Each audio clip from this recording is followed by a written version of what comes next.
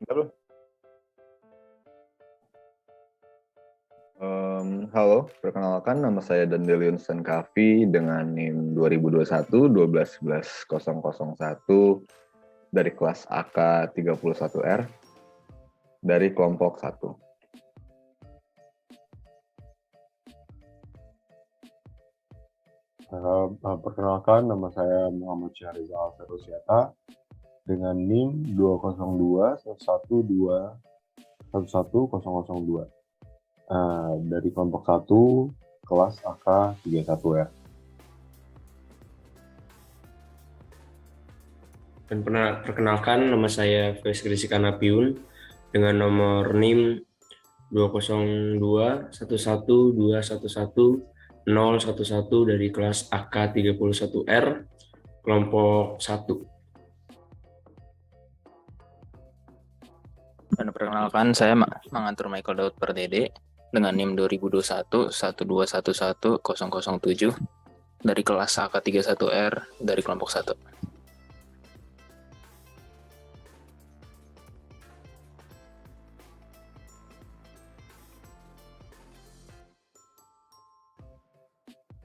Jadi untuk presentasi di chapter kali ini, sebelum saya membahas materinya lebih dalam, tentu saja kita harus tahu dulu apa sih tujuan pembelajaran dari chapter ini. Jadi untuk yang pertama ini kita diharapkan untuk mampu dan bisa menjelaskan sistem informasi akuntansi dasar. Yang kedua juga kita diharapkan untuk mampu dan mengerti, mencatat, dan meringkas transaksi dasar. Yang ketiga juga kita diharapkan untuk bisa mengidentifikasi dan menyiapkan jurnal penyesuaian. Dan yang keempat itu ada kita diharapkan untuk bisa menyiapkan laporan keuangan dari neraca saldo yang disesuaikan, lalu menyiapkan jurnal penutup. Dan yang terakhir pun kita diharapkan untuk mampu dan bisa ya untuk menyiapkan laporan keuangan untuk perusahaan dagang.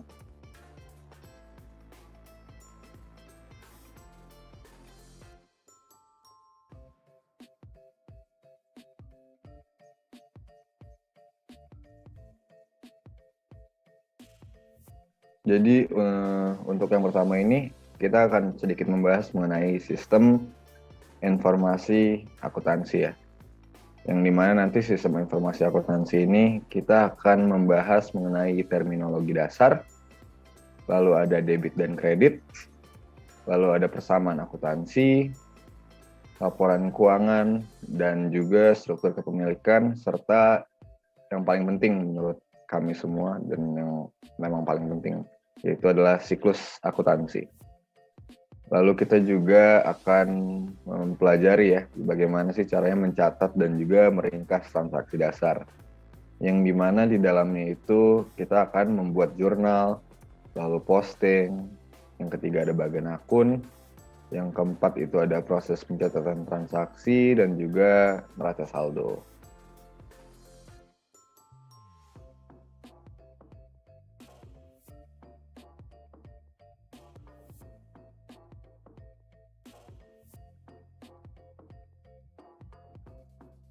Lalu selanjutnya itu adalah mengenai identifikasi dan juga menyiapkan entry penyesuaian ya, yang dimana nanti kita akan mempelajari mengenai jenis jurnal penyesuaian. Lalu kita juga akan mempelajari bagaimana sih caranya menyesuaikan entry untuk penangguhan, menyesuaikan entry untuk akrual, dan tentang neraca saldo yang disesuaikan. Selanjutnya juga kita akan belajar bersama-sama ya untuk menyiapkan laporan keuangan. Yang pertama itu adalah laporan penutupan, neraca saldo setelah penutupan, membalikan entry, itu merupakan langkah yang opsional. Yang terakhir itu adalah siklus akuntansi yang diringkas.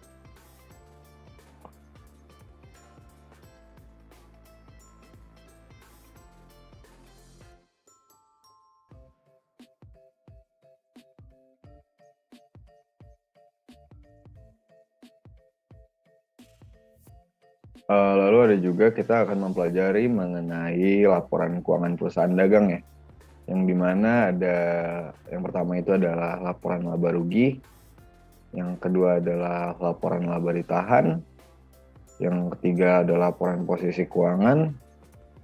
Dan yang terakhir itu ada journal entry ya, atau penutup. 4 ini yang akan kita fokuskan untuk kita pelajari ke depannya di materi ini, di chapter ini.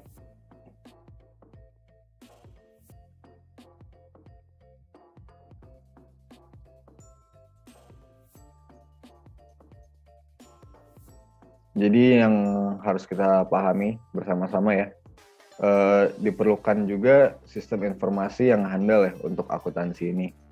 Karena catatan yang akurat itu mungkin tidak diberikan karena kejahatan ekonomi atau korupsi. Bagian tersebut menunjukkan jenis utama kejahatan ekonomi yang dialami perusahaan di seluruh dunia itu baru-baru ini.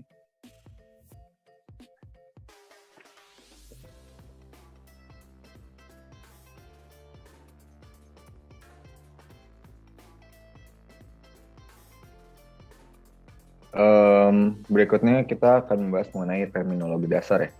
Jadi untuk akuntansi keuangan itu bertumpu kepada seperangkat konsep, yaitu konsep-konsep untuk mengidentifikasi, mencatat, mengklasifikasikan, dan juga menafsirkan transaksi dan peristiwa lain yang berkaitan dengan perusahaan.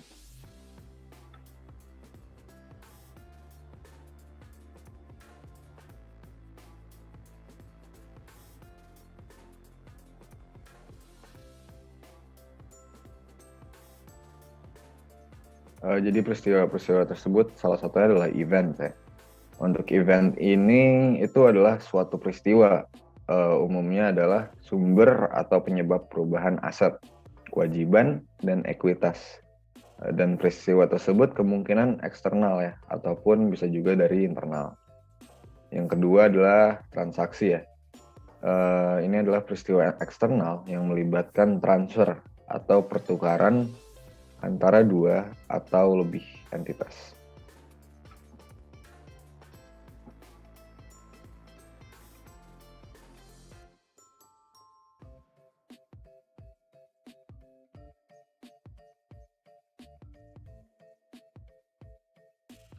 Lalu ada juga akun ya. Ini adalah suatu pengaturan sistematis yang menunjukkan pengaruh transaksi dan peristiwa lain pada elemen tertentu, seperti aset, kewajiban, dan juga sebagainya. Perusahaan itu membuat akun terpisah untuk setiap aset, kewajiban, pendapatan, dan beban, serta juga untuk modal atau ekuitas pemilik.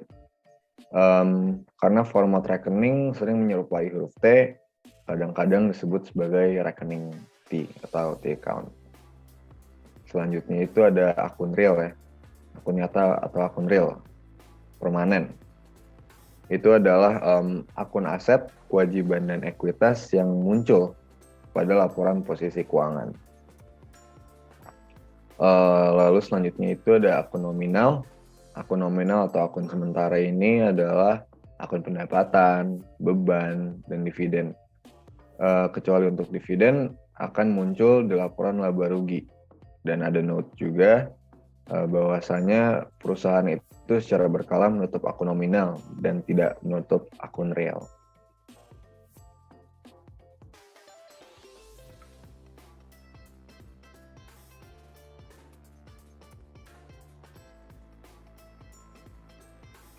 Selanjutnya ada buku besar, yaitu buku atau cetakan komputer yang berisi akun-akun ya. Buku besar adalah kumpulan semua akun aset, kewajiban, ekuitas, pendapatan, dan beban. Buku besar pembantu berisi rincian yang terkait dengan akun buku besar yang diberikan.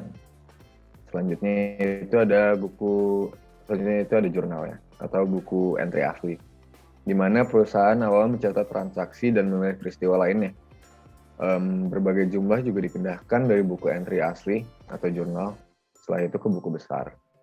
Memasukkan data transaksi ke dalam jurnal tersebut disebut penjurnalan. Seperti yang kita semua sudah tahu ya, penjurnalannya. Lalu ada posting. Ini adalah suatu proses pemindahan fakta dan angka penting dari buku entry asli atau jurnal ke akun buku besar, atau yang sering kita sebut dengan istilah posting ke buku besar.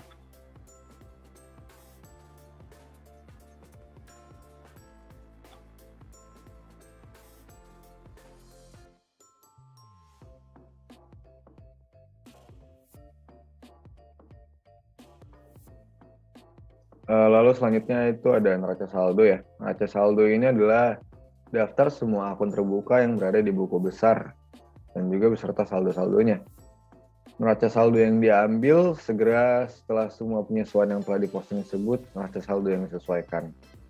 Dan neraca saldo yang diambil segera setelah ente penutupan yang telah diposting tersebut, neraca saldo pasca penutupan atau setelah penutupan. Perusahaan juga dapat menyiapkan neraca saldo kapan saja. Lalu selanjutnya ada jurnal penyesuaian.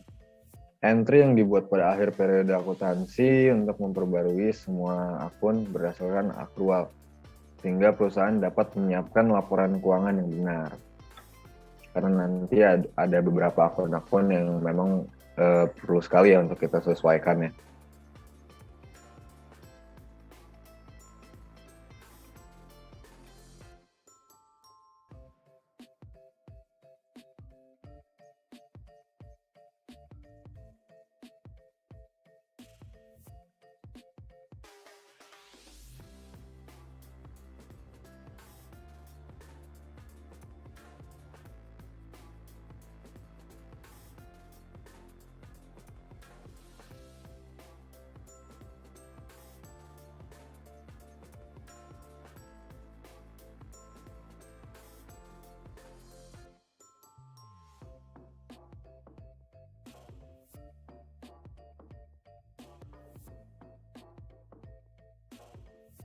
Lalu selanjutnya ada laporan keuangan, yang dimana ini adalah pernyataan yang mencerminkan pengumpulan, tabulasi, dan ringkasan akhir dari data akuntansi.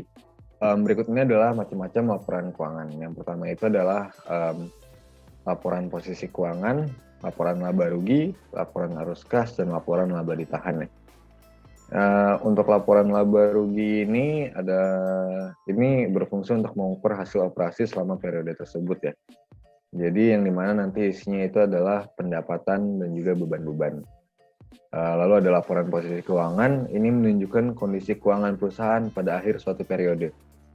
Yang ketiga adalah laporan arus kas, melaporkan kas yang disediakan dan digunakan oleh aktivitas operasi, investasi, dan pendanaan selama periode tersebut.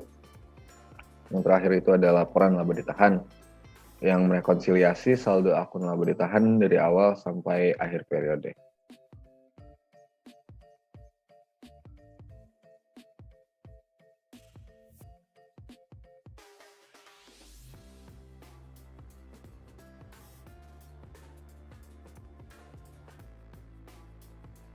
Lalu ada juga entry atau jurnal penutup ya. Ini adalah proses formal di mana perusahaan mengurangi semua akun nominal menjadi nol dan menentukan dan mentransfer laba bersih atau rugi bersih ke akun ekuitas, atau juga dikenal sebagai menutup buku besar atau menutup buku atau hanya menutup atau hanya penutup.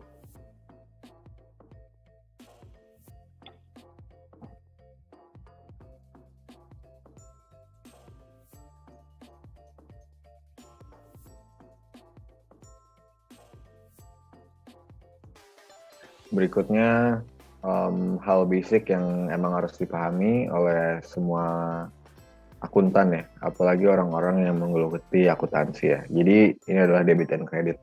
Jadi istilah debit dan kredit ini berarti ya ibaratnya kiri dan kanan. Istilah ini tidak berarti bertambah atau berkurang, melainkan menggambarkan di mana suatu perusahaan membuat entry dalam proses pencatatan. Artinya, ketika sebuah perusahaan memasukkan jumlah di sisi kiri akun, ia mendebit akun tersebut. Ketika membuat entry di sisi kanan, itu berarti mengkredit akun. Saat membandingkan total kedua sisi, apabila akun menunjukkan saldo debit, adalah jika total jumlah debit melebihi kredit. Dan apabila suatu akun menunjukkan keseimbangan atau saldo kredit, itu adalah jika jumlah kredit melebihi debit.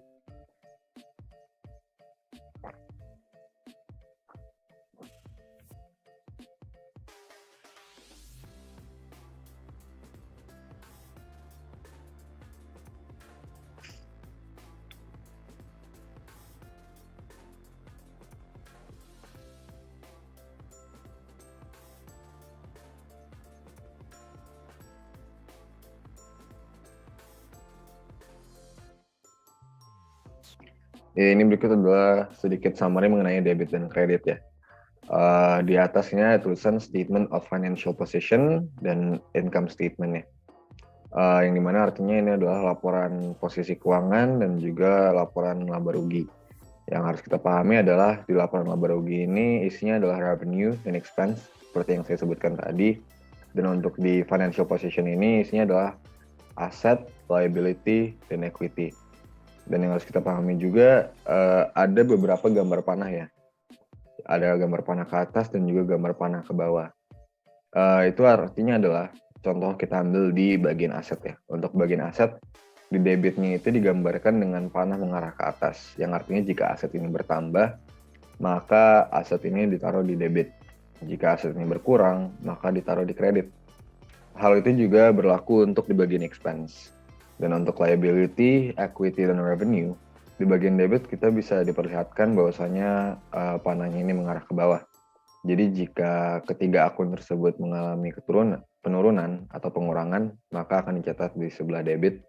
Dan jika mengalami penambahan, itu akan dicatat di sebelah kredit.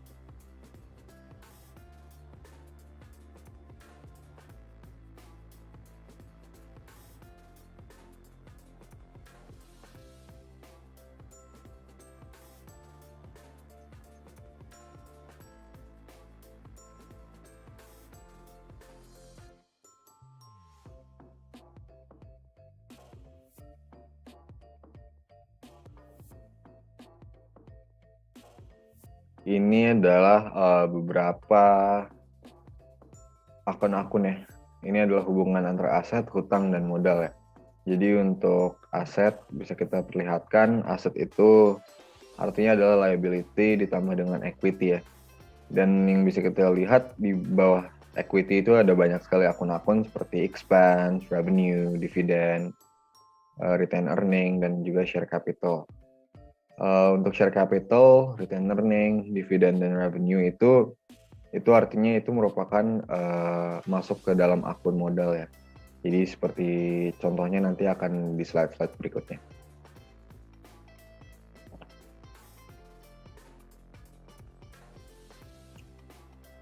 Di sini ada sistem antri ganda ya. Contoh pertama itu adalah pemilik yang menginvestasikan $40.000 dalam pertukaran untuk saham biasa. Yang dimana nanti penjurnalannya itu adalah aset bertambah dan juga equity bertambah atau modal bertambah.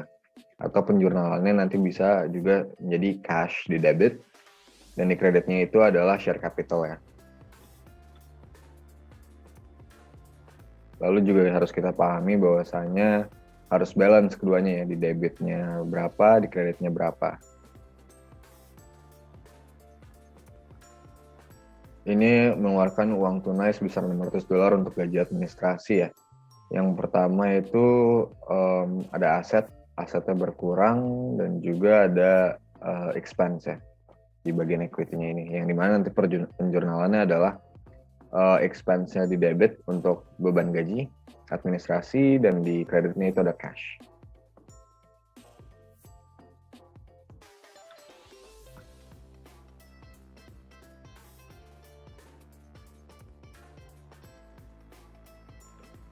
Ini ada membeli peralatan kantor dengan harga 5.200 dengan memberikan surat promise 6% sebagai gantinya.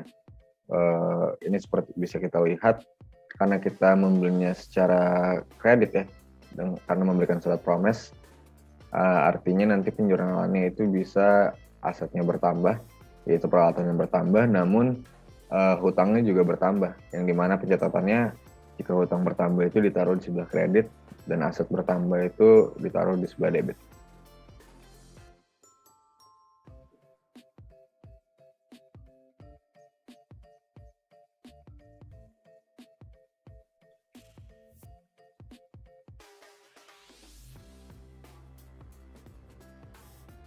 Ini adalah menerima uang tunai $4.000 untuk layanan yang dilakukan.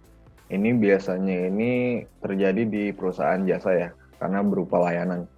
Jadi uang tunai, penjurnalannya nanti cash di debit, dan juga untuk di kreditnya itu ada revenue ya, karena kita telah melakukan suatu layanan atau jasa yang menghasilkan profit untuk perusahaan.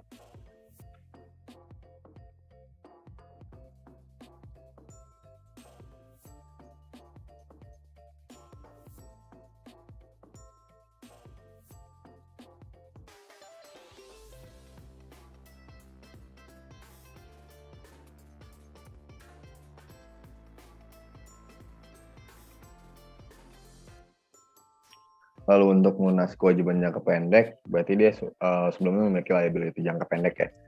Karena di sini asetnya berkurang untuk membayar kewajiban, maka asetnya berkurang, ditaruh di sebelah kredit, dan juga liability-nya berkurang, maka ditaruh di sebelah debit. Jadi penjurnalan di debit ada liability, di kredit itu ada asetnya. Jadi tetap balance.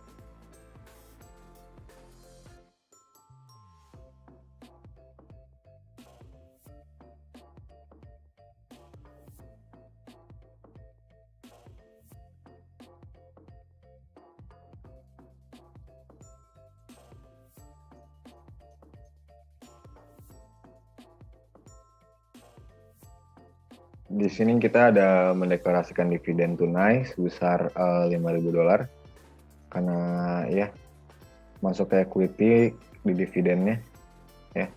Nanti di debit itu ada dividen, di kreditnya itu ada liability-nya.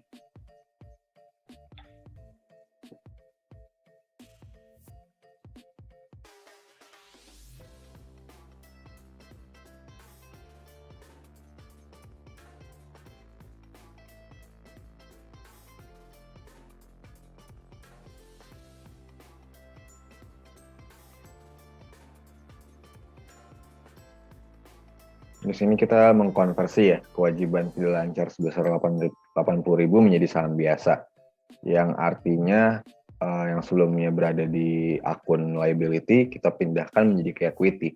Jadi yang di liability itu kita kurangkan 80.000, lalu yang di equity itu kita tambahkan 80.000 karena ini mengkonversi ya, merubah yang sebelumnya ada di liability menjadi ke equity.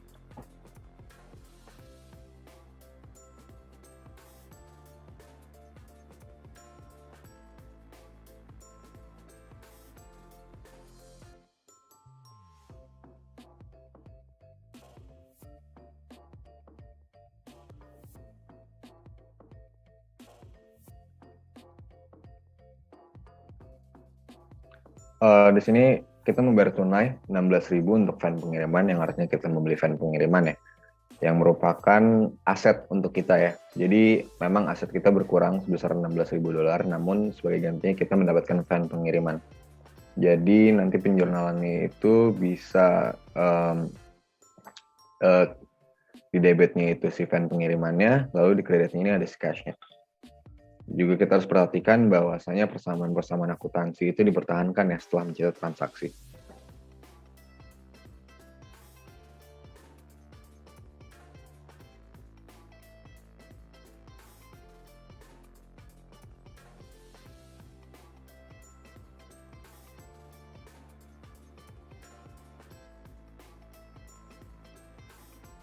Lalu ada laporan keuangan dan juga struktur kepemilikan ya. Yang pertama itu adalah bagian ekuitas dari laporan posisi keuangan itu melaporkan modal saham dan juga laba ditahan. Laporan laba rugi itu melaporkan pendapatan dan beban. Dan yang terakhir itu adalah laporan laba ditahan itu melaporkan mengenai dividen ya. Karena perusahaan itu mentransfer dividen, pendapatan dan beban ke laba ditahan pada akhir periode, perubahan salah satu dari 3 item ini sangat mempengaruhi ekuitas. Mungkin selanjutnya akan dijelaskan oleh teman saya, Muhammad Reza Alvero Siata. Waktu dan tempat dipersilakan. Ya, halo. Saya Muhammad Syahriza Alvero Siata akan menjelaskan tentang tadi yang dijelaskan oleh dan dijelaskan tadi laporan keuangan dan struktur kepemilikan. Jadi di sini ada 3, yaitu tadi ada bagian ekuitas dari laporan posisi keuangan yang melaporkan modal saham dan laba ditahan. Ada yang kedua juga ada laporan laba rugi melaporkan pendapatan dan beban. Yang ketiga ada laporan laba ditahan, laporan yang melaporkan dividen.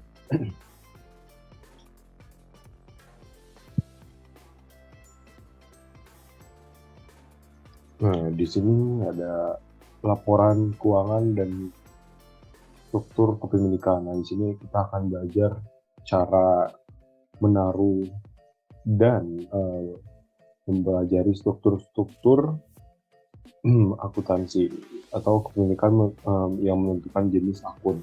Jadi kita di sini akan menentukan jenis akun dan ditaruh di mana, yang merupakan bagian dari bagian ekuitas.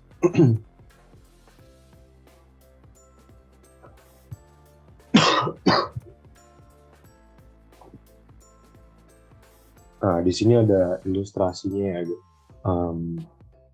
Ini adalah financial statement and ownership structure. Di sini ada strukturnya. Jadi yang pertama itu ada income statement yang dimana pasti ada revenues.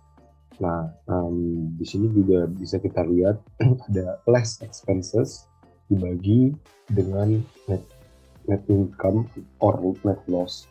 Nah, di situ nanti hasilnya menjadi net income yang berjudul retained earning statement. Nah, pertama dibuat beginning retained earnings, terus yang kedua ada net income yang dapat dari atas tadi less expenses dibagi dengan net income or net loss. Terus bisa dilihat lagi ada less dividend dibagi dengan ending retained earnings. Terus masuk ke statement of financial position. Jadi statement of financial position itu ada assets, ada liabilities, dan ada equity. Nah, equity itu terdiri dari apa sih? Nah, terdiri dari share capital ordinary,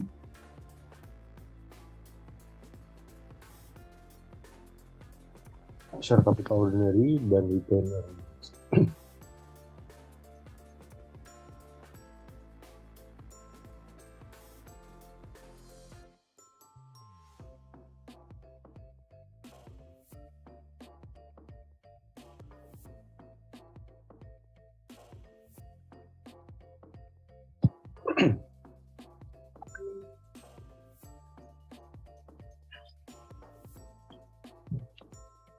Nah, ada share capital ordinary yang bisa dibilang juga investment by shareholders, dan retained earnings yang didapat dari net income retained in the business. Nah, di sini ada contohnya juga, yaitu ada contoh dari financial statement and ownership structure yang berjudul ownership structure, terus ada properties and partnership, terus ada juga corporation.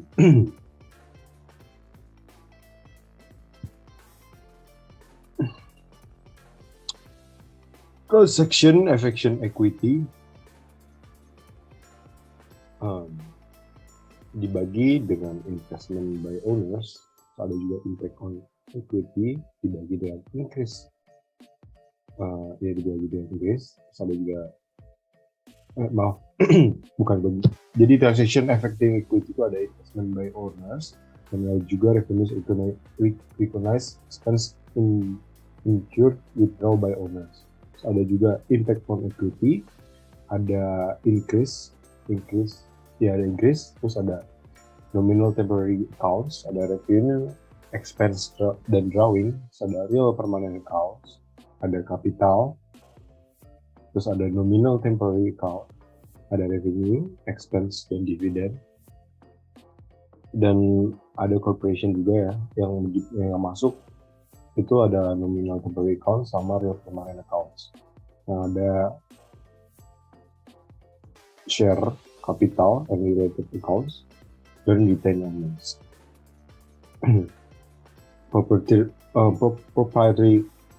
Proprietorships and partnerships itu ada dibagi dua, itu ada nominal temporary accounts sama real permanent accounts. Dan kalau corporation itu dibagi dua juga, ada nominal temporary account dan real permanent accounts. Ini sekedar ilustrasi ya guys.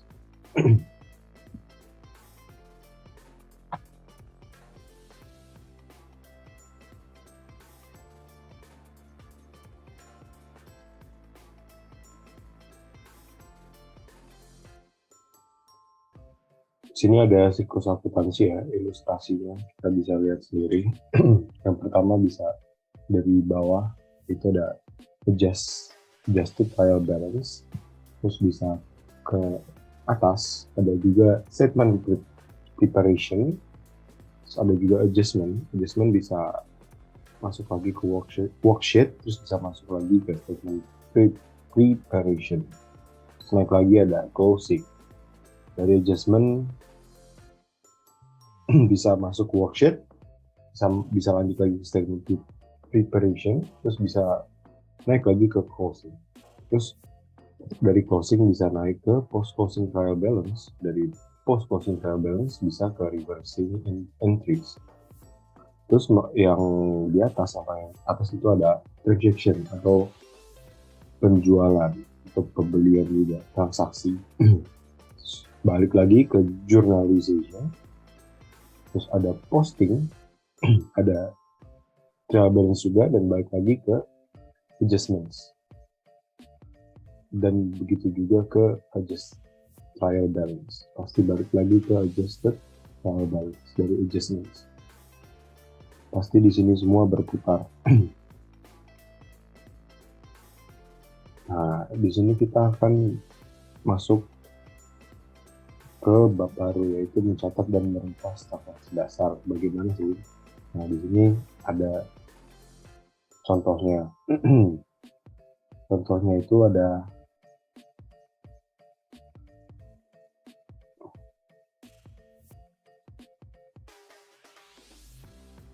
project journal, adalah kegiatan mencatat transaksi dan peristiwa yang mempengaruhi akun aset, kewajiban, ekuitas, pendapat, dan beban tertentu.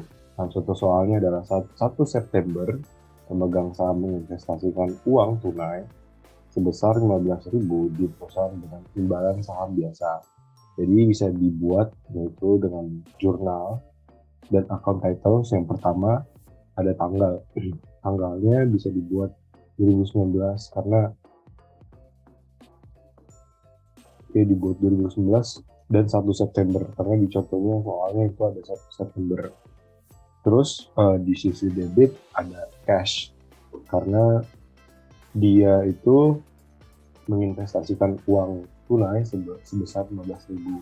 Jadi di sisi debit cash 15.000, dan ada share capital ordinary sebesar 15.000 di sisi kredit. Jadi cash pada share capital. Bisa dilihat sini contohnya.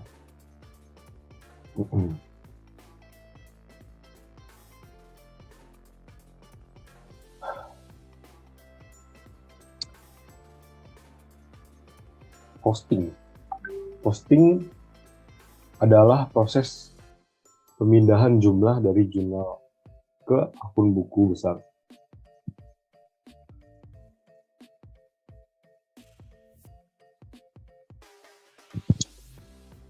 Di sini ada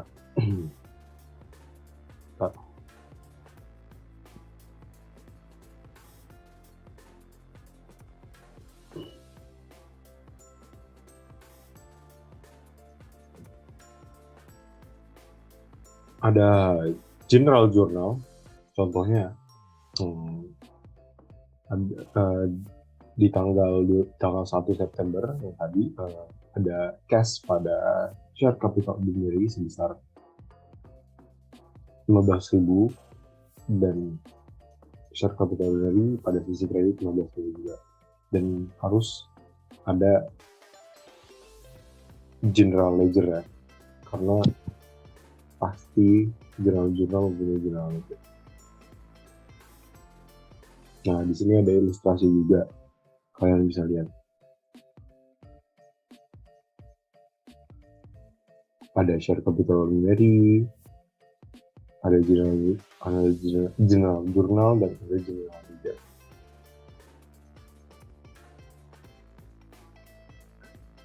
Jadi dari awal tuh kita harus membuat tadi yang namanya jurnal. Terus kita sisihin ada cash dan share capital. Nah, kalau misalnya ada jurnal share capital ordinary, berarti yang masuk tuh cuman share capital ordinary-nya doang sebesar 15.000.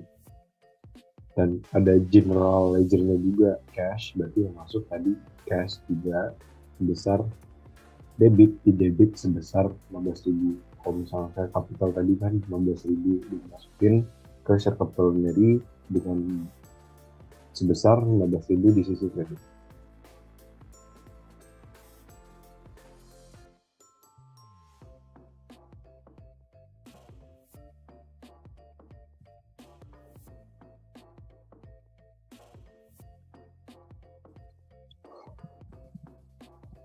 Terus ada bagian akun gitu. Bagian akun mencantumkan akun dan nomor akun yang mengidentifikasi lokasinya di buku besar. Sistem penomoran yang mengidentifikasi akun biasanya dimulai dengan akun laporan posisi keuangan dan diikuti dengan akun laporan laba rugi.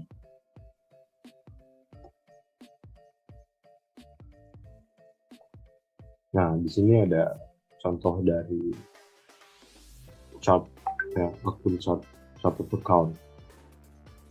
Di sini kita bisa lihat aset itu ada apa aja, ada cash, account receivable, allowance for doubtful accounts, ada supplies, ada prepaid insurance, ada equipment, ada accumulated depreciation equipment.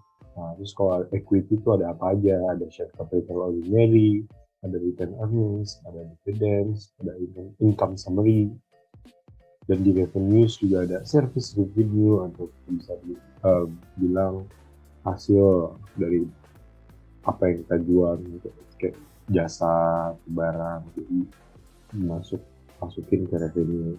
Terus ada liabilities, ada net payable, account payable atau utang, ada unearned service revenue, ada salaries and wage payable, gaji, interest payable juga.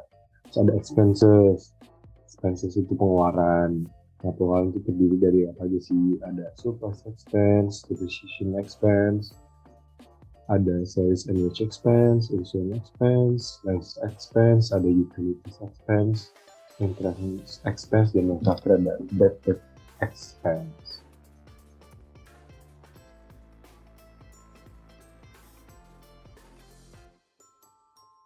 Nah, terakhir tadi ada bad debt expense.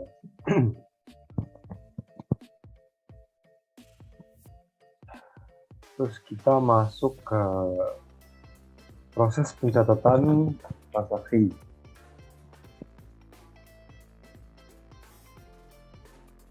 Jadi nanti ada ilustrasinya ya di bagian 3.10 hingga 3.19 yang menunjukkan langkah-langkah dasar dalam proses pencatatan menggunakan transaksi Oktober Yazici Advertising Amerika Serikat. Periode akuntansi Yazici adalah 1 bulan. Analisis dasar dan analisis debit kredit mendahului penjurnalan dan posting setiap transaksi. Untuk kesederhanaan kami menggunakan akunti atau e-account ya dari dalam ilustrasi alih-alih formulir akun standar. Nah, di sini juga ada contohnya ya. Nah, contohnya adalah contoh soal ada tadi the asset cash increase. Ini bertambah cashnya sebesar 100.000. Nah, equity, especially share capital ini increase 100.000. Jadi basic analisisnya itu ada assets cash yang terdiri dari cash sebesar 100.000 dan liabilities tadi belum ada, dan ada equity itu share capital ordinary sebesar 100.000. Terus di sini ada debit increase assets, debit cash sebesar 100.000, credit increase equity, debit share capital ordinary sebesar 100.000. Karena di sini share capitalnya 100.000, jadi masukin kredit. Karena equity itu kan minus, jadi taruh di kredit sebesar 100.000 share capital ordinary. Jadi cash pada share capital ordinary sebesar 100.000. Di sini ada jurnal spesifiknya lagi, ada cash sama share capital. Share capital tadi tanggal 1 Oktober sebesar 100.000 di sisi kredit dan cashnya di sisi debit sebesar 100.000.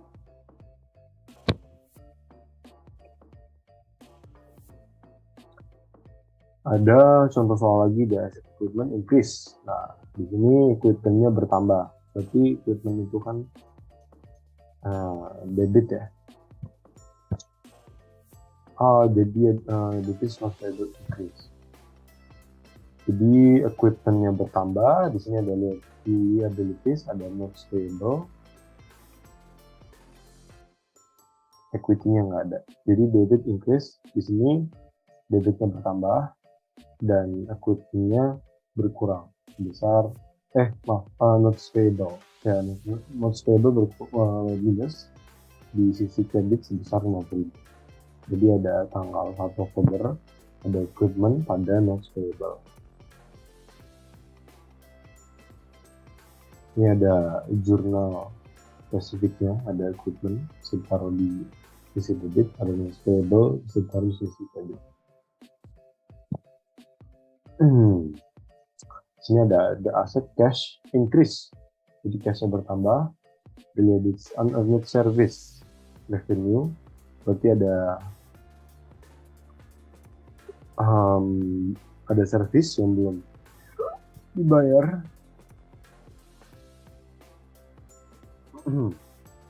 Jadi jatuhnya utang ya. That is when Yadichi receive advance payment, it should record unearned revenue in order to recognize the obligation that exists, not also that although many liabilities have the word payable in their title.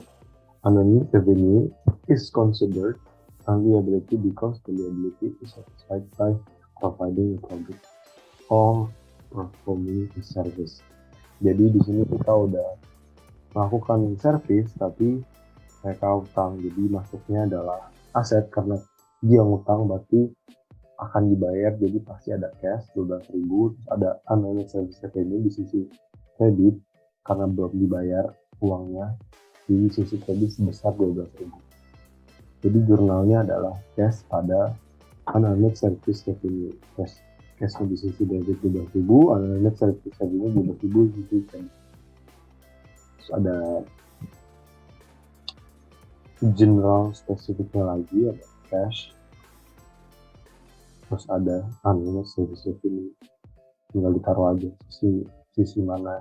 Kalau misalnya service revenue di sisi kredit sebesar 12.000, taruh juga di 12.000. Di sisi kredit sebesar 12.000 service revenue.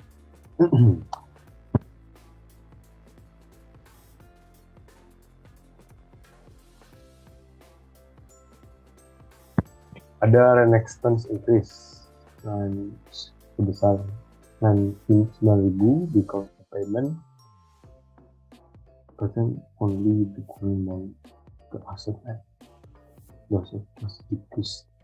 Berarti di sini dia mengeluarkan pengeluaran rent expense sebesar 9.000 tadi. Berarti kalau misalnya pengeluaran yang berkurang cash, jadi penulisannya adalah rent expense pada cash sebesar 9.000. Rent expense di debit yang karena bertambah, rent expense-nya yang berkurang itu uang cash di sisi kredit. Jadi tinggal ditaruh cash-nya tadi ada 100.000, 200.000. Nah di sini tinggal ditaruh di sisi kredit karena cash-nya ini ada di sisi kredit. Tanggal 3 Oktober tanggal 3, terus Oktober tanggal 3 juga ditaruh yang tadi rent expense di sisi debit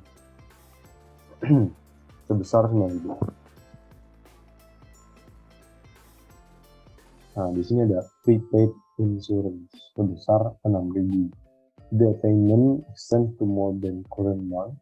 The asset cash decrease 6.000 payment of expenses that will benefit more than one accounting period. Are prepaid expense or prepayment when the company makes a payment, it debits an asset account in order to show the service or benefit that will receive in the future.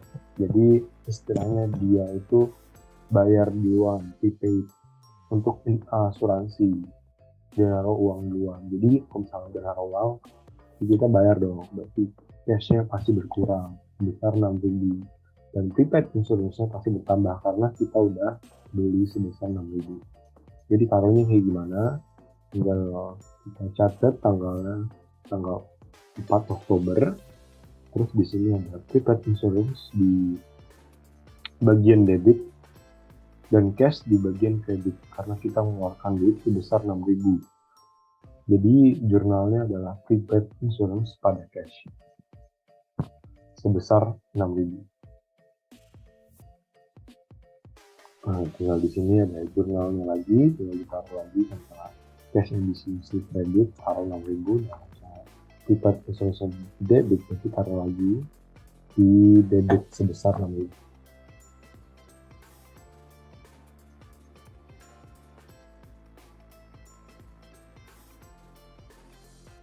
The asset supplies increase 25.000. Jadi account payable increase.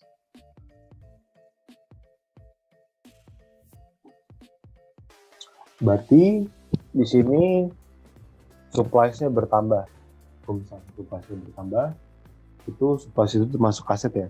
Jadi 25.000 di sisi debit supplies dan accounts payable karena berkurang tadi.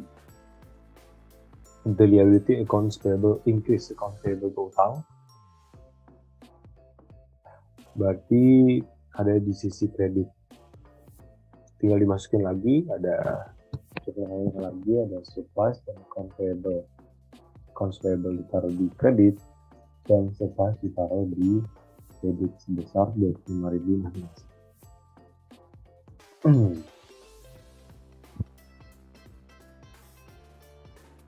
Nah contoh soal juga nih, ada pada tanggal 9 Oktober, Yazici Advertising menandatangani kontrak dengan surat kabar lokal untuk menyisipkan iklan atau selebaran yang akan didistribusikan mulai hari Minggu terakhir di bulan November.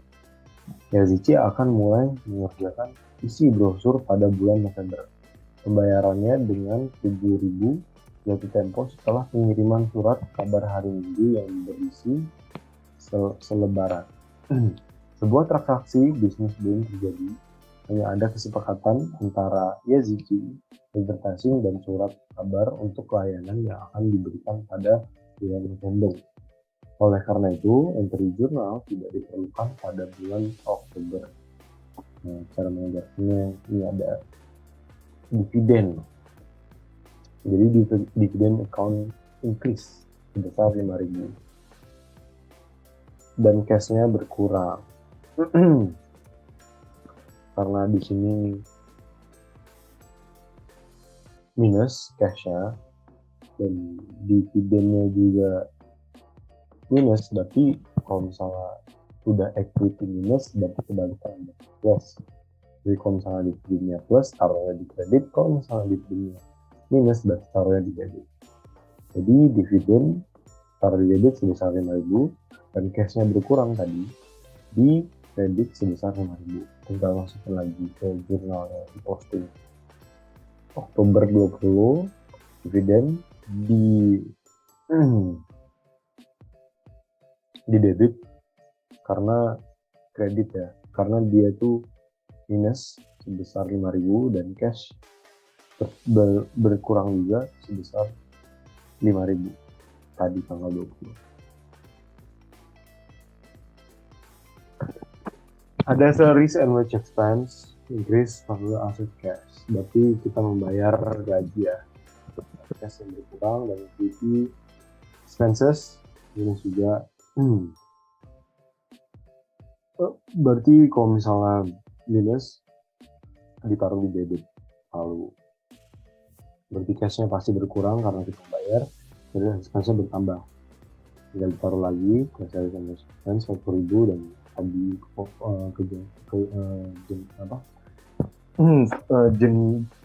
jurnal spesifiknya, terus tinggal ditaruh nominalnya 40.000, sebesar 40.000 tanggal 26 cash karena berkurang.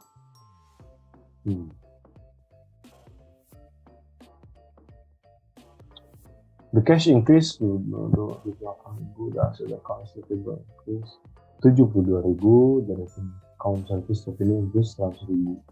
Berarti asetnya itu ada dua yang bertambah, ada cash sama account receivable.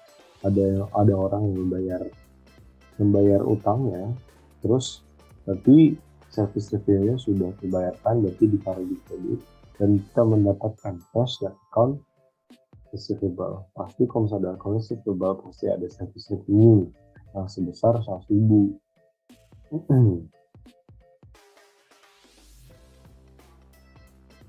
Jadi tinggal ditaruh cashnya, jadi dia tuh bayar cash dulu 28.000 baru bayar 72.000, jadi totalnya masing-masing 100.000.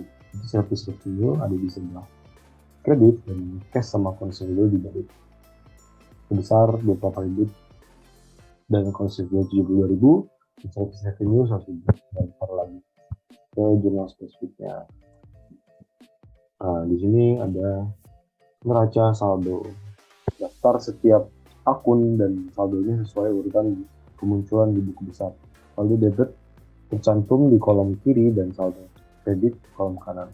Digunakan untuk membuktikan persamaan matematis dari saldo debit dan kredit, mengungkapkan kesalahan dalam perhitungan dan profit.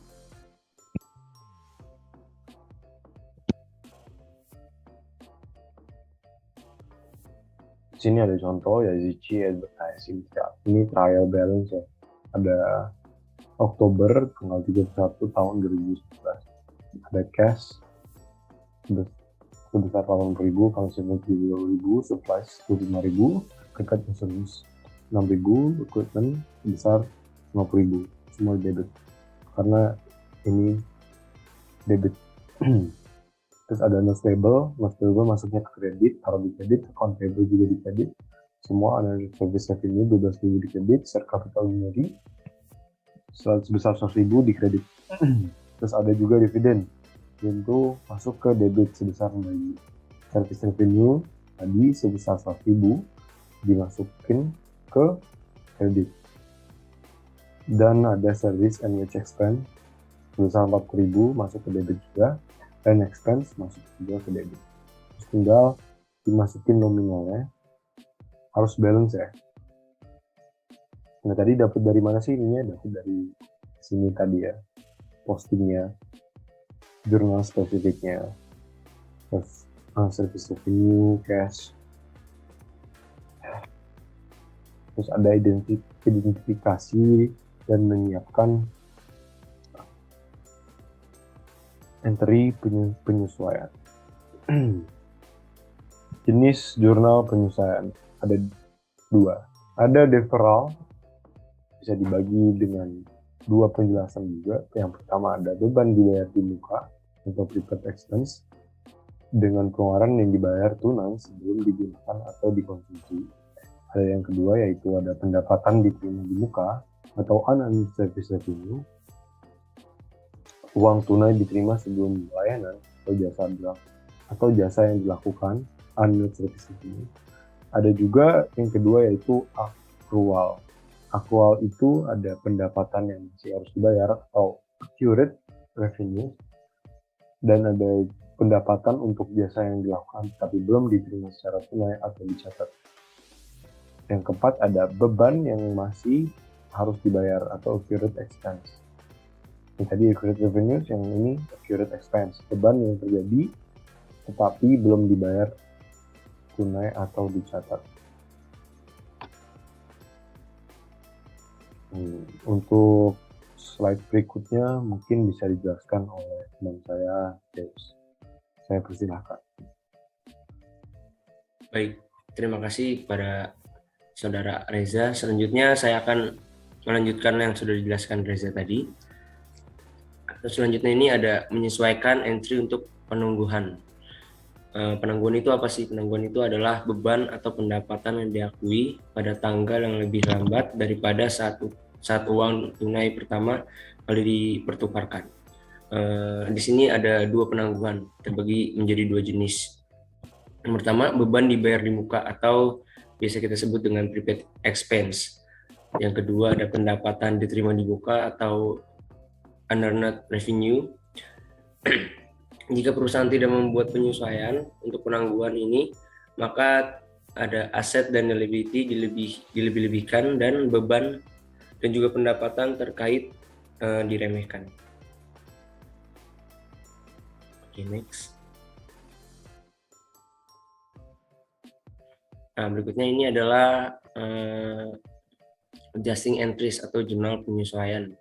Dan di sini pertama ada prepaid expense, yaitu aset yang dimana jika asetnya berkurang kita catat sebagai kredit di sisi kanan.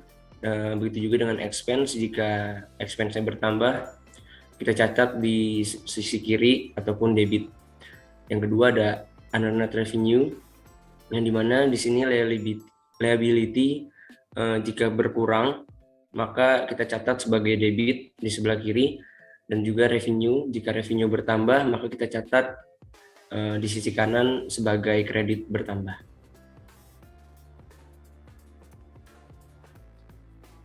Oke, nextnya ada beban dibayar di muka atau yang tadi sudah bilang prepaid expense.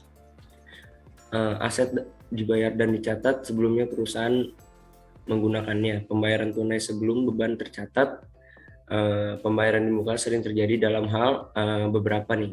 Yang pertama ada asuransi, perlengkapan, terus periklanan, menyewa bangunan dan peralatan. Jadi ini semua dapat dinyatakan sebagai beban yang tadi saya sudah sebutkan. Ada asuransi, perlengkapan, periklanan, dan juga sewa bangunan dan peralatan.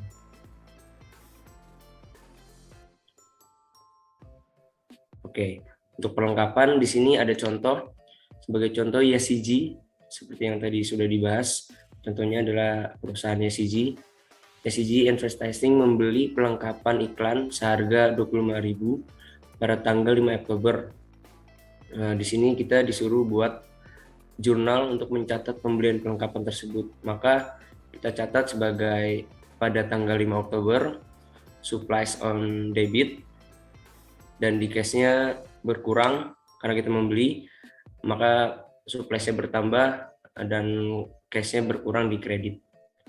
Dapat dicatat dalam jurnal buku besar, maksud saya, suppliesnya di debit sebesar 25.000 dan juga cashnya berkurang di kredit. Oke. Ini ada contoh berikutnya, hitungan persediaan pada penutupan bisnis pada tanggal 31 Oktober mengungkapkan bahwa persediaan senilai 10.000 masih ada. Maka kita dapat catat di jurnalnya pada tanggal 31 Oktober, supplies expense di debit sebesar 15.000 dan juga supplies 15.000. Dan juga kita dapat catat di buku besarnya, suppliesnya debit 25.000, kreditnya 15.000, untuk hasilnya debit dikurang kredit dalam supplies 25.000 kurang 15.000, maka kita jumlah sebagai 10.000. Dan untuk supplies expense-nya kita catat karena tadi di debit, maka kita catat di debit juga sebagai 15.000 nominal.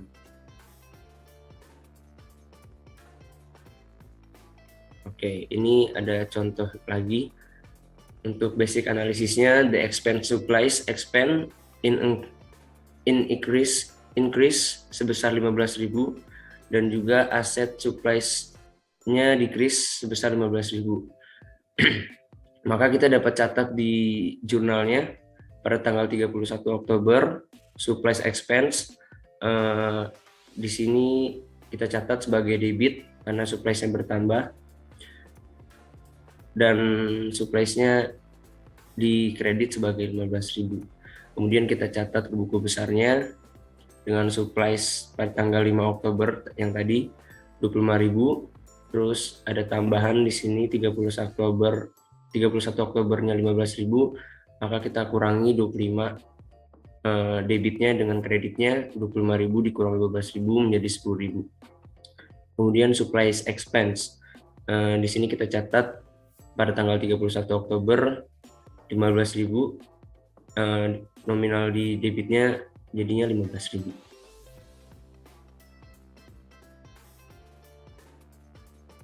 Oke, berikutnya ada asuransi. Untuk contoh asuransi, pada tanggal 4 Oktober, YCG Advertising membayar 6.000 untuk polis asuransi jiwa 1 tahun. Mulai tercatat tanggal 1 Oktober. Kita diminta untuk menunjukkan entry untuk mencatat pembelian asuransi. Maka kita dapat catat di jurnalnya pada tanggal 4 Oktober, karena kita bayar insurance-nya lebih dahulu, maka kita catat sebagai prepaid insurance sebesar 6.000. Karena kita membayar, tentu saja cash kita berkurang, maka cash-nya dicatat sebagai kredit di sisi kanan. Untuk berikutnya kita catat lagi ke buku besarnya. Buku besarnya prepaid insurance-nya di debit sebesar 6.000 dan cash-nya berkurang di kredit sebesar 6.000.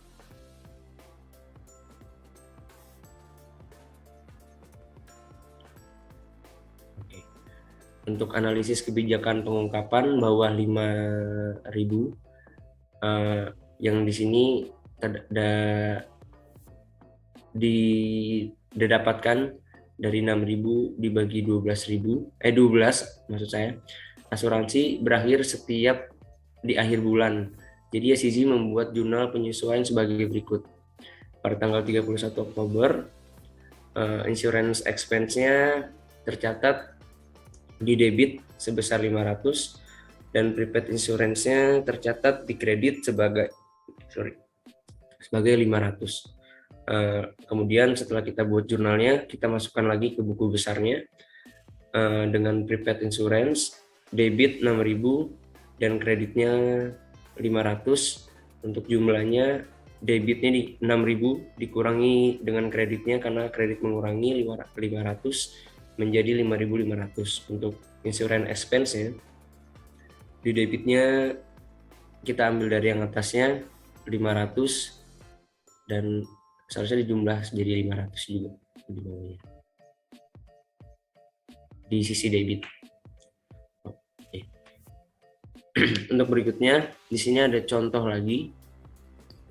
Untuk basic analisisnya, the expense insurance expense in increase sebesar 500 dan asetnya prepaid insurance in decrease atau mengalami penurunan sebesar 500. Maka sebagai efficient analysisnya, asetnya sebagai prepaid insurance berkurang karena kita bayar insurance tersebut sebesar 500. Maka di equity-nya juga mengurangi sebesar 500. Karena equity-nya mengurangi, maka tercatat di bawahnya itu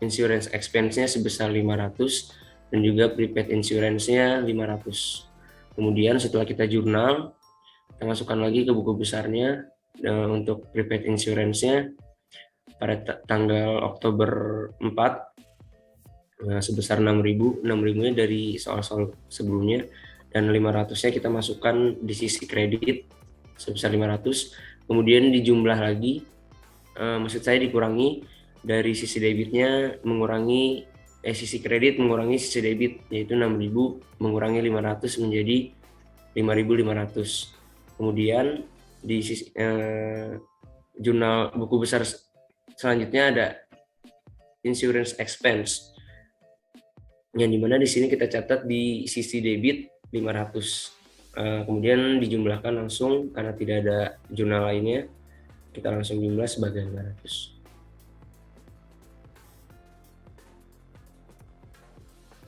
Oke, next di sini ada depresiasi. Tadi kita udah bahas tentang boleh belakang sedikit. Tadi ada asuransi, sekarang depresiasi. Di sini sebagai contoh, YCZ Advertising memperkirakan penyusutan peralatan kantor menjadi 400 per bulannya. YCZ mengakui penyusutan untuk bulan Oktober dengan jurnal sebagai berikut. Pada tanggal 31 Oktober, maka dicatat depresiasi expense atau penyusutan beban expense, beban penyusutan catat di sisi debit 400 dan accumulated depreciation-nya di sisi kredit sebesar 400. Kemudian setelah kita bikin jurnalnya, kita catat lagi ke buku besar dengan judul depreciation expense-nya dicatat di debit dan accumulated depreciation-nya dicatat di kredit menyesuaikan jurnal di atas.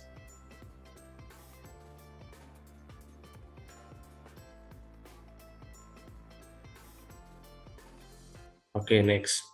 Berikutnya ada penerimaan kas sebelum jasa dilakukan dicatat sebagai kewajiban yang disebut pendapatan diterima di muka. Penerimaan kas sebelum pendapatan dicatat, pendapatan diterima di muka sering terjadi sehubungan dengan sewa, terus juga tiket pesawat, kemudian uang kuliah, terus langganan majalah, koran, dan terakhir deposito pelanggan.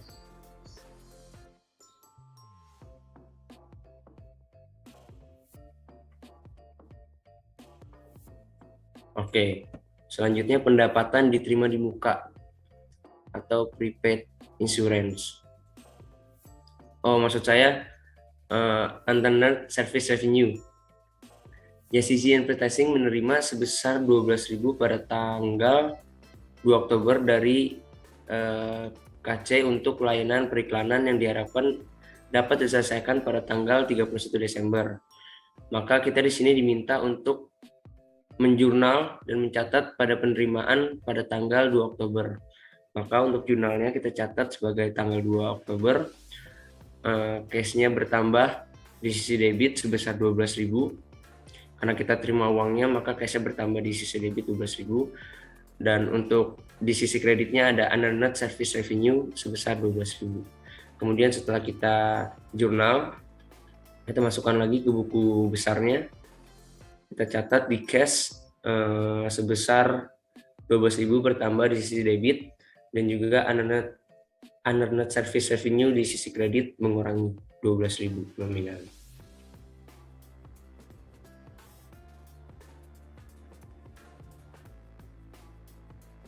Selanjutnya, evaluasi layanan yang dilakukan YCZ untuk KC selama bulan Oktober.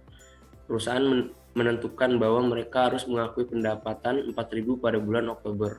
Maka kita catat pada tanggal 31 Oktober, unearned service revenue-nya itu kita masukkan di sisi debit sebesar 4.000. Karena kita mengakui, karena YCZ mengakui pendapatan 4.000 pada bulan Oktober, maka kita catat 4.000 karena pendapatan kita di debit maksudnya, dan service revenue-nya di sisi kredit sebesar 4.000 juga.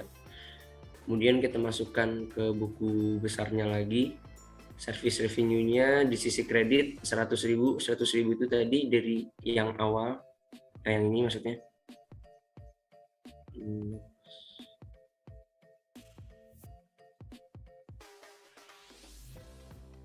Sebelumnya lagi. Nah, terus karena di sini service revenue-nya 4.000, maka dijumlah di sisi kredit 100.000 dikurang 400 ditambah maksud saya, karena sama-sama kredit jadi ditambah. Kalau tadi di sisi debit kreditnya mengurangi sisi debit, sebaliknya ketika debit yang lebih besar, debitnya mengurangi di sisi kredit. Karena di sini sama-sama kredit, service revenue-nya maka 100.000 ditambah 4.000 menjadi 104.000. Dan unearned service revenue-nya di sisi debit 4.000 dan kreditnya tadi yang 12.000-nya ini adalah dari yang soal berikut sebelumnya. maka sisi kredit mengurangi sisi debit, yaitu 12.000 mengurangi 4.000, kita dapat hasilnya 8.000. Oke, berikutnya ada contoh soal lagi. Di sini the liability under net service revenue is decreased sebesar 400 dan the revenue service revenue is increased atau bertambah sebesar 4.000. Maka di liability-nya kita catat sebagai under net service revenue sebesar 4.000, yaitu mengurangi, dan equity-nya service revenue sebesar 400 karena kita menerima jasanya, karena kita melakukan jasa maka kita mendapatkan uang, jadi service revenue sebesar 4.000. Kemudian kita catat di jurnalnya pada tanggal 31 Oktober under net service revenue sebesar 4.000 di debit, sedangkan service revenue-nya di kredit. Setelah kita jurnal, kita masukkan lagi ke buku besarnya, yaitu under net service revenue-nya pada tanggal 31 Oktober. Kita catat di sini 4.000 dan di sisi debit, dan untuk sisi kreditnya dari soal sebelum-sebelumnya di tanggal Oktober 2 Oktober dicatat tadi 12.000, kemudian sisi debit mengurangi sisi kredit, yaitu 12.000 dikurang 4.000 menjadi 8.000. Untuk berikutnya kita masukkan lagi ke buku besarnya, service revenue. Service revenue-nya tercatat tadi di soal sebelumnya tanggal 31 Oktober 100.000 dan di sini ditambah lagi 4.000, maka di sisi kredit 100 ditambah 400.000 di sisi kredit. Oke, selanjutnya menyesuaikan entry untuk aktual. Aktual itu dibuat untuk dicatat pendapatan atas jasa yang dilakukan dan beban yang terjadi pada periode akuntansi berjalan. Tanpa penyesuaian akrual, akun pendapatan dan juga akun aset terkait atau akun beban dan juga akun kewajiban terkait dikecilkan.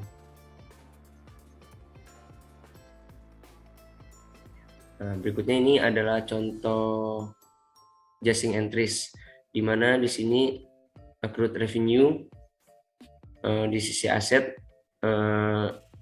maksudnya di sisi debit, jika di aset bertambah maka kita catat debit di sisi debit, dan revenue-nya bertambah di sisi kredit.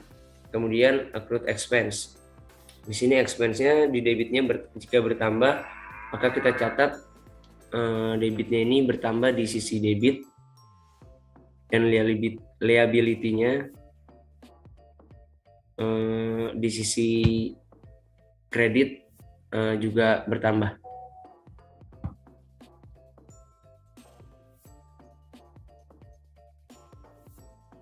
Oke, pendapatan yang dicatat untuk jasa yang dilakukan di mana kas belum diterima pada tanggal pelaporan adalah pendapatan yang harus dibayar. Maka menyesuaikan hasil antri dalam pendapatan dicatat sebelum penerimaan kas. Pendapatan yang masih harus dibayar sering terjadi sehubungan dengan biasanya itu sewa, terus bunga, terus juga servis-servis yang dilakukan atau layanan yang dilakukan.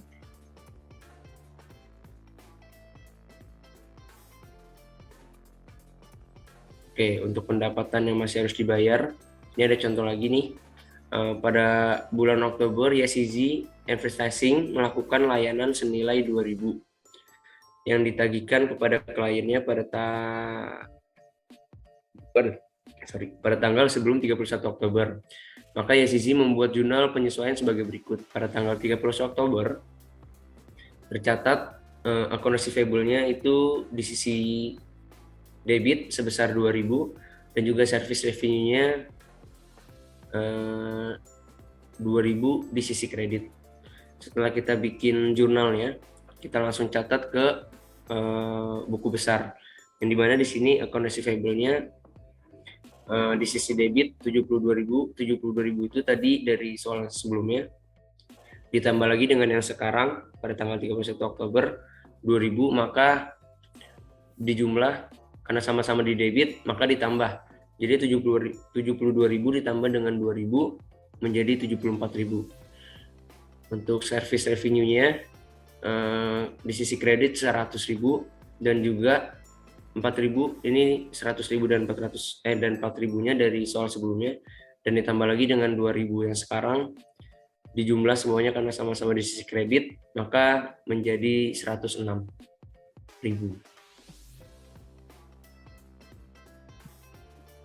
Oke, melanjutkan tadi udah dicatat di buku besarnya, yaitu account receivable tadi saya sudah sebutkan 72.000. 72.000-nya itu dapat dari soal sebelumnya ditambah dengan yang sekarang sebesar 2.000, maka sama-sama di debit di jumlah langsung sebesar 72.000 ditambah 2.000 yang sekarang menjadi 74.000. Untuk service revenue-nya kita catat di sisi kredit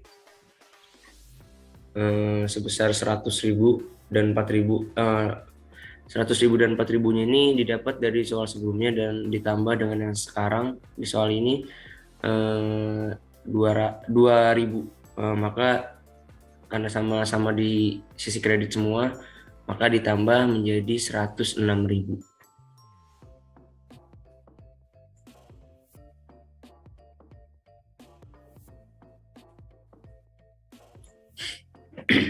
Oke, selanjutnya ada contoh soal. Maksud saya di sini ada contoh kasus. The asset account receivable increase atau bertambah sebesar 2.000, dan juga di service revenue-nya ini mengalami penurunan sebesar 2.000. Maka untuk equation analisisnya di aset account receivable, karena mengapa account receivable? Karena account receivable termasuk di dalam aset, bertambah sejumlah 2.000. Kemudian equity-nya service revenue 2.000 juga bertambah. Nah, setelah itu kita masukkan ke jurnalnya. Di tanggal 31 Oktober account receivable-nya bertambah di debit, di sisi debit, karena service revenue-nya bertambah juga, maka equity kan harusnya jadi 2.000-nya di kredit, 2.000 service revenue di kredit juga. Setelah kita bikin jurnalnya, kita langsung masukkan ke buku besar, dimana di sini ada account receivable-nya 72.000 itu didapat dari soal sebelumnya dan sekarang ditambah dengan 2.000, maka karena sama-sama di sisi debit pada tanggal 31 Oktober, jadi langsung dijumlah. Jadi 72.000 ditambah dengan 2.000 menjadi 74.000. Kemudian untuk akun buku besar service revenue-nya pada tanggal 31 Oktober 100.000 dicatat, kemudian 4.000 itu 100.000 dan 4.000-nya didapat dari soal sebelumnya. Kemudian yang ini 2.000 di soal kasus yang ini. Maka karena sama-sama di sisi kredit, kita bisa langsung jumlahkan, yaitu 100.000 ditambah dengan 4.000 ditambah dengan 2.000 menjadi 106.000. Next. Oke, sekarang beban yang telah terjadi tetapi belum dibayar tunai atau baru dicatat. Untuk menyelesaikan hasil entry, beban dicatat sebelum pembayaran tunai. Biaya yang masih harus dibayar sering terjadi, biasanya ini di sewa, di bunga, terus pajak, dan juga gaji.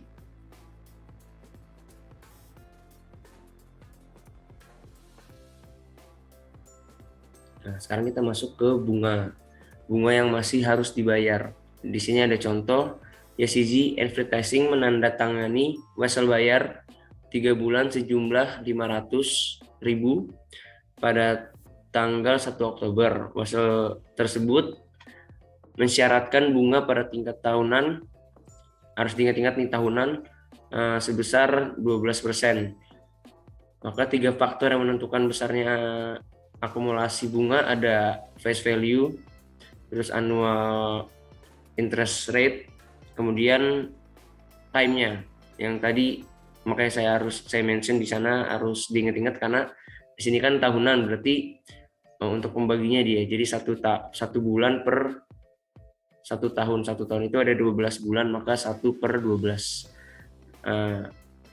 Di step pertama yaitu face value, ada 500 ribunya pada tanggal 1 Oktober, kemudian dikali dengan annual interest-nya sebesar 12%, terus juga dikali dengan 1 dibagi 12.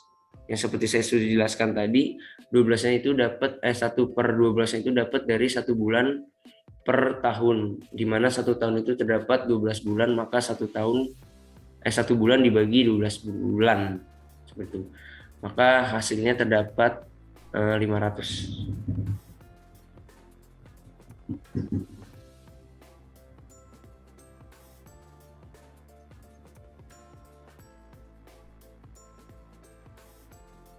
Oke, next.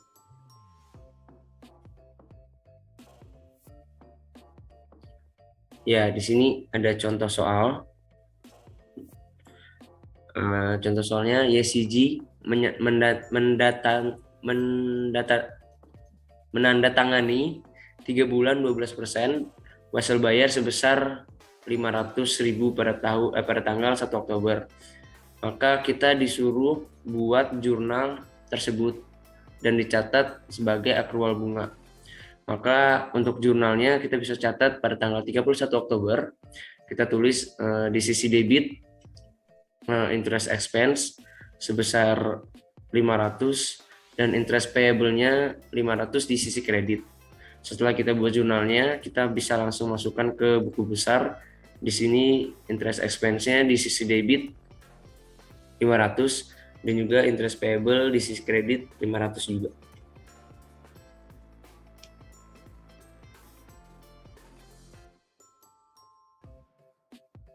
Oke, mungkin untuk berikutnya kita bisa dapat mendengar penjelasan dari teman saya, yaitu Saudara Daud.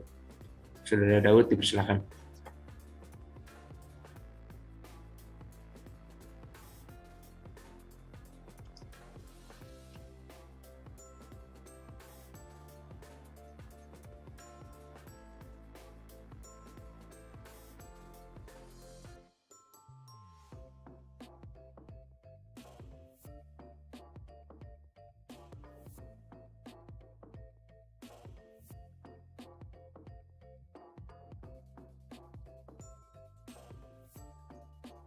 Ya, terima kasih kepada Feus. Berikutnya akan saya yang menjelaskan. Di sini ada contoh soal. Expense interest, expense is increased by 500 and the liability interest payable is increased by 500. Jadi di sini kita akan mengadjust jurnal kita. Interest yang masuk di debit itu ada interest payable, interest expense.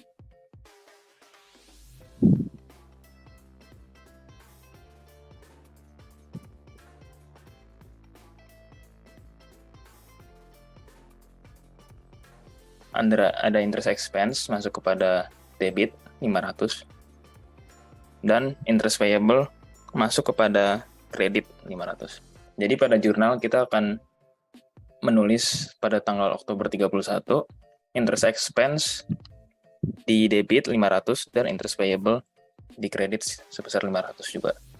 Dan pada di TI count kita akan menulis interest expense di bagian kiri yang berarti debit pada tanggal Oktober 31 adjustment 500 sehingga balance-nya 500, dan interest payable pada sisi kanan yaitu yang berarti kredit yang adjustment 500 dan berarti balance 500. Next.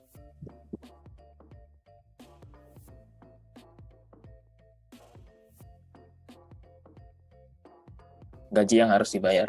Gaji yang masih harus dibayar. Pada tanggal 31 Oktober, gaji dan upah selama 3 hari merupakan beban yang masih harus dibayar dan kewajiban terkait kepada Yazici. Karyawan menerima total gaji sebesar 10.000 untuk 5 hari kerja dalam seminggu atau 2.000 per hari. Next.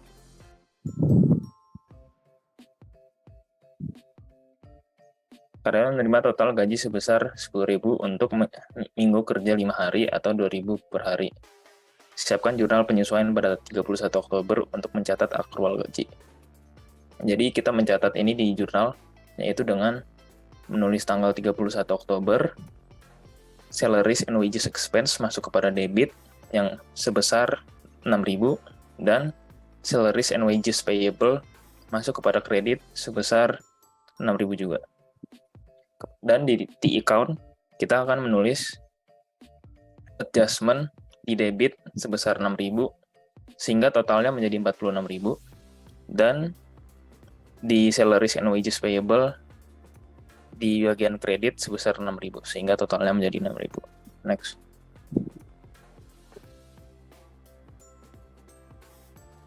Di sini ada contoh soal lagi di mana ada peningkatan gaji sebesar 6.000. Jadi kita mencatat di jurnalnya itu adalah pada tanggal 31 Oktober kita akan menulis salaries and wages expense sebesar 6.000 di pada debit dan salaries and wages payable di pada kredit sebesar 6.000.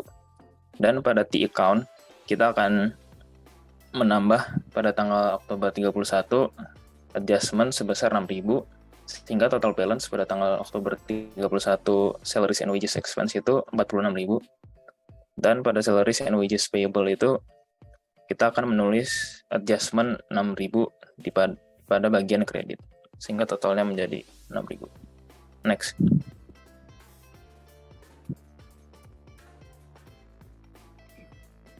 Pada 23 November, Yazici Advertising akan kembali membayar total gaji sebesar 40.000.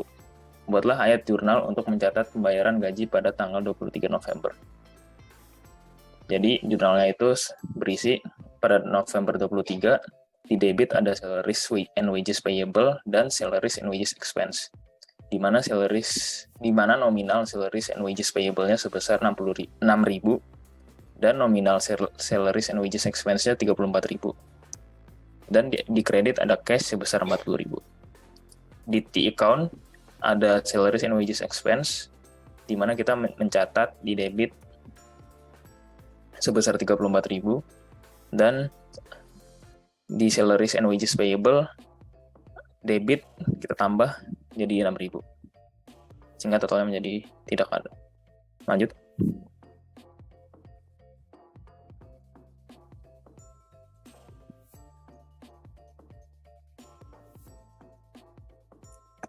Piutang ragu-ragu atau bad debt. Asumsikan Yazici Advertising secara wajar memperkirakan biaya piutang tak tertagih untuk bulan sebesar 1.600 euro. Itu membuat buatlah jurnal penyesuaian untuk piutang tak tertagih sebagai berikut. Jadi untuk jurnal penyesuaiannya kita akan menulis pada tanggal Oktober 31 bad debt expense sebesar 1.600 di pada debit dan allowance for doubtful accounts atau AFDA sebesar 1.600 di bagian kredit. Di T account kita akan mencatat accounts receivable pada tanggal Oktober 31 sebesar 72.000 dan 2.000 di bagian debit sehingga totalnya menjadi 74.000. AFDA pada Oktober 31 adjustment sebesar 1.600 sehingga total balance-nya menjadi 1.600 juga. Dan bad debt expense pada tanggal Oktober 31 sebesar 1.600 dan totalnya menjadi 1.600 juga. Next.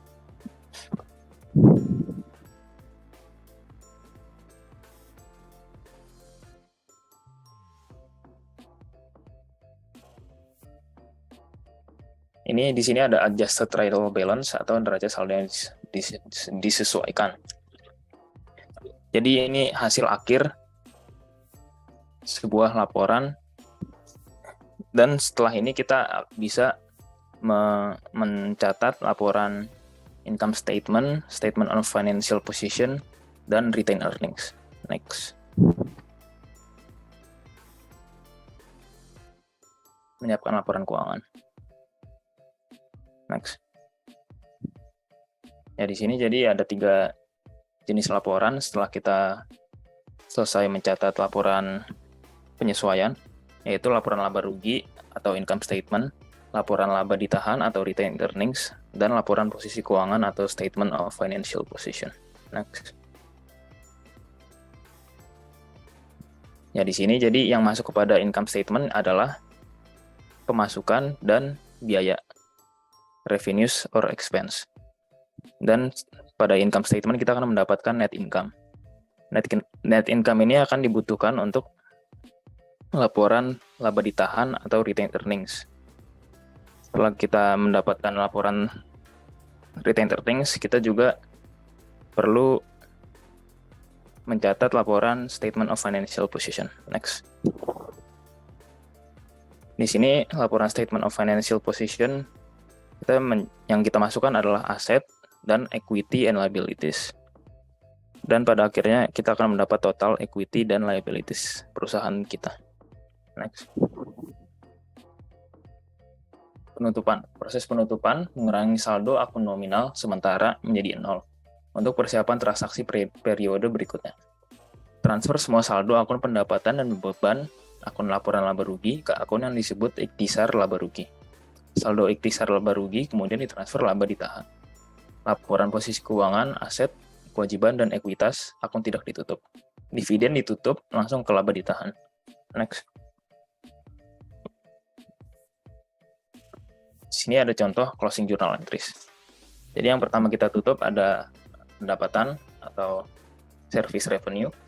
Kita menutupnya dengan income summary. Dan yang kedua kita akan closing expense atau biaya. Kita juga expense semua total expense kita akan taruh di kredit, dan income summary bakal kita taruh di debit. Yang ketiga kita akan menutup income summary dengan retained earnings, di mana kita menaruh income summary di debit dan retained earnings di kredit. Dan yang terakhir kita akan menutup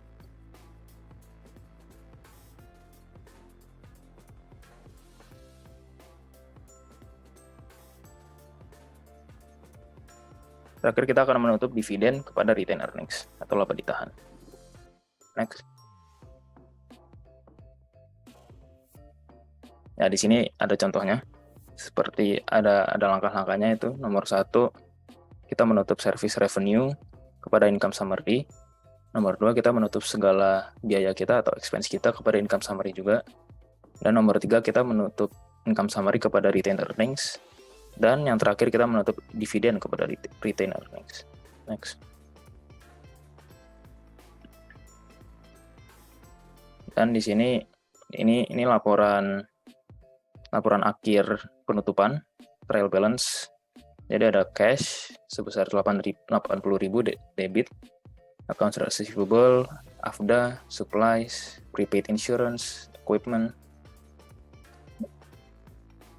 accumulated depreciation equipment, notes payable, accounts payable, unearned service revenue, salaries and wages payable, interest payable, share capital ordinary, dan retained earnings. Di mana total semuanya sebesar 219.500. Next. Ringkasan siklus akuntansi, jadi ada identifikasi transaksi, analisis transaksi, pencatatan transaksi dalam jurnal, posting buku besar, menyusun neraca saldo dan jurnal penyesuaian, penyusunan neraca saldo, penyesuaian dan laporan, menyusun jurnal penutup, tambahan, menyusun neraca saldo dan jurnal pembalik. Next. Laporan keuangan perusahaan dagang. Jadi laporan keuangan yang akan kita pakai ya tadi ada 3 laporan laba rugi, income statement, laporan laba ditahan, retained earnings, dan laporan posisi keuangan atau statement of financial position. Next.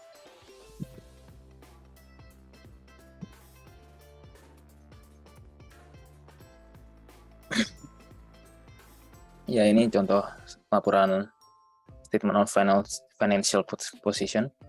Next. Ini contoh laporan laba ditahan atau retained earnings. Next. Dan ini laporan terakhir,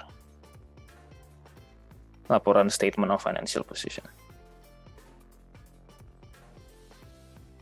Dan kita di sini akan menjawab soal dan jawaban chapter 1 dan 2. Lanjut. Soal pertama yaitu mengomentari pernyataan berikut. Perspektif bahwa pelaporan keuangan harus difokuskan hanya pada kebutuhan pemegang saham sering disebut sebagai perspektif kepemilikan dianggap tepat. Jawaban dari itu adalah perspektif kepemilikan tersebut dapat dikatakan keliru karena perspektif tersebut tidak menunjukkan tentang keadaan yang sesungguhnya dalam pelaporan keuangan. Sebaliknya, jika perspektif entitas yang sesungguhnya diterapkan secara konsisten dengan lingkungan bisnis yang terjadi saat ini, di mana sebagian besar perusahaan terlihat dalam pelaporan keuangan, maka akan terlihat hal yang berbeda dari investor mereka. Next.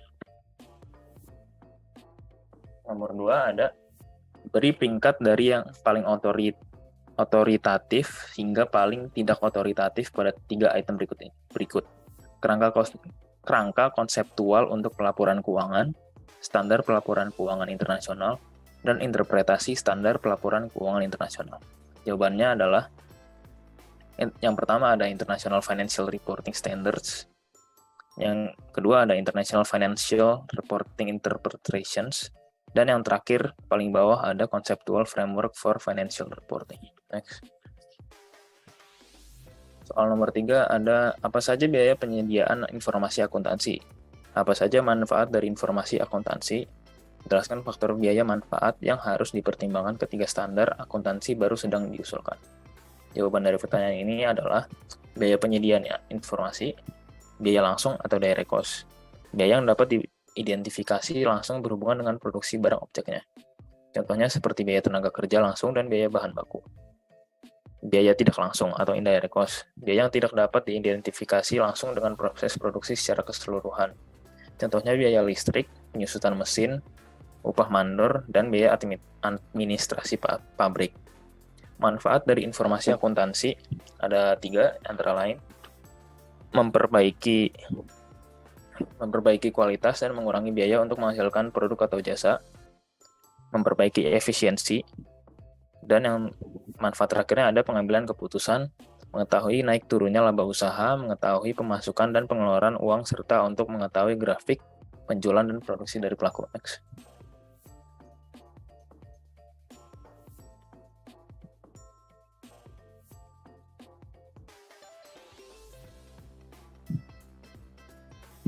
Ini masih lanjut ke pertanyaan tadi. Yang A ada biaya bahan baku standar. Standar harga atau tarif bahan langsung ditentukan oleh harga unit bahan langsung yang harus dibeli. Perubahan harga yang terjadi selama tahun yang bersangkutan, suatu standar yang terpisah harus ditetapkan untuk setiap bahan. B. Biaya tenaga kerja langsung standar. Jam tenaga kerja standar dapat ditentukan dengan cara menghitung rata-rata jam kerja yang dikonsumsi dalam suatu pekerjaan dari kartu harga pokok atau cost sheet periode yang lalu. Membuat test run operasi produksi di bawah keadaan normal yang diharapkan. Mengadakan penyelidikan gerak dan waktu dari berbagai kerja karyawan keadaan nyata yang diharapkan. Yang C, biaya overhead pabrik standar. Ada memilih dasar pembebanan biaya overhead pabrik kepada produk, diantaranya adalah satuan produk, biaya bahan baku, biaya tenaga kerja langsung, jam tenaga kerja langsung, jam mesin menghitung tarif biaya overhead pabrik. Lanjut.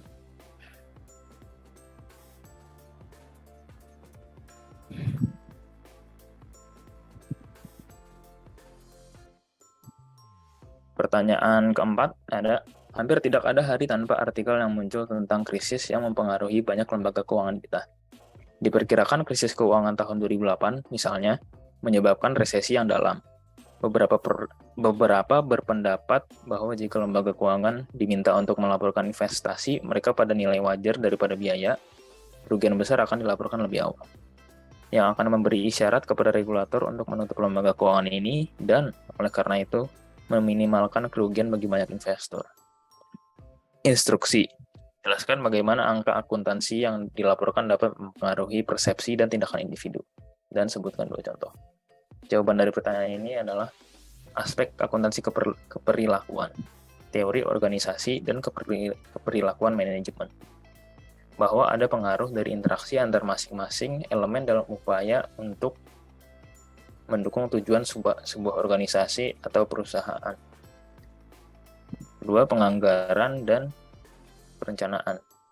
Penganggaran dan perencanaan juga harus difokuskan untuk melihat adanya interaksi perilaku dari masing-masing individu. Pengembalian keputusan.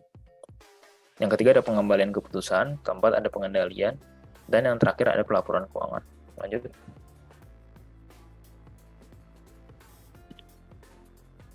Vancouver memiliki beberapa pertanyaan mengenai kerangka teoritis di mana IFRS didirikan. Dia tahu bahwa IASB telah berusaha untuk mengembangkan kerangka konseptual untuk perumusan teori akuntansi. Namun, Supervisor Wayne telah menunjukkan bahwa kerangka teoritis ini memiliki sedikit nilai dalam arti praktis, yaitu di dunia nyata. Wayne memang memperhatikan bahwa aturan akuntansi tampaknya dibuat setelah fakta daripada sebelumnya. Dia pikir ini menunjukkan kurangnya struktur teori, tetapi tidak pernah benar-benar mempertanyakan proses di sekolah, karena dia terlalu sibuk mengerjakan pekerjaan rumah.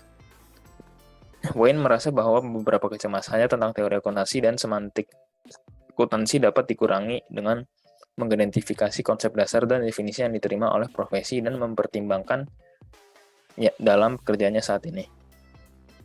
Dengan melakukan ini, ia berharap dapat mengembangkan hubungan yang tepat antara teori dan praktik.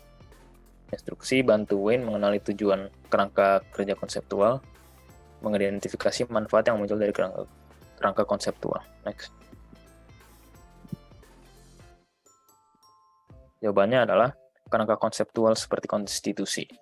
Tujuannya adalah untuk menyediakan sistem yang koheren dari tujuan dan dasar yang saling terkait, yang dapat mengarah pada standar yang konsisten dan yang mengatur sifat, fungsi, dan batasan akuntansi keuangan dan laporan keuangan.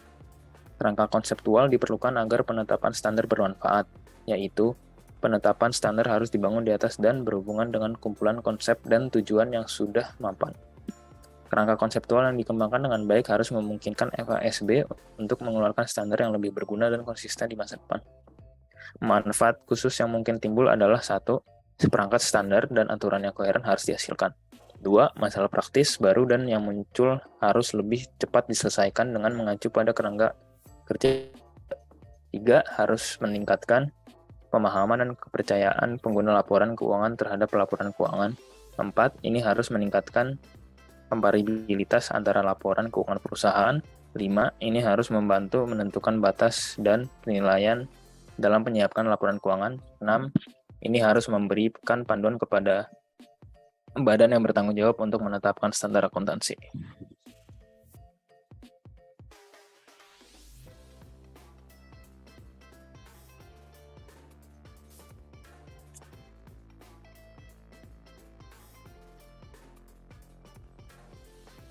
Oke, terima kasih sudah mendengarkan presentasi kami. Saya pamit, Muhammad Syahriza Prasyata pamit sebagai presenter slide 25 sampai slide 50. Terima kasih. Semoga dengan adanya presentasi dari kami, yang menonton video ini dapat mendapatkan apa yang sudah kita berikan. Semoga dapat bermanfaat bagi kehidupan teman-teman sekalian. Selebihnya kalau ada salah kata, kami mohon maaf. Selebihnya kami pamit undur diri. Sebelumnya, terima kasih. Wassalamualaikum warahmatullahi wabarakatuh.